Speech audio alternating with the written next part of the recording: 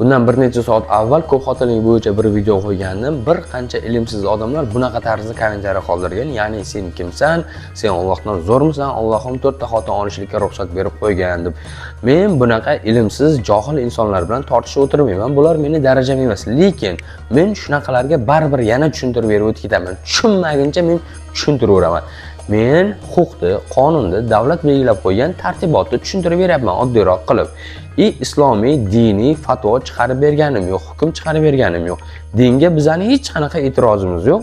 Bizni diniy hukm chiqarib berishga, fatvo berishga vakolatimiz mavjud emas. Biz faqatgina qonunni oddiyroq tilda sizlarga yetkazib beramiz.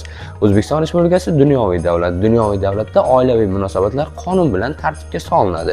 Hurmatli ilmsiz insonlar, agar men bilan tortishmoqchi bo'lsalaringiz, avval borib ozgina ilm olib kelingizlar va 4 ta xotinlikka kim loyiq? Mana shuni borib domlalardan so'rab, oxiriga yetib, keyin bunaqa kommentariy yozsalaringiz, maqsadga muvofiq bo'lgan ish bo'lar edi.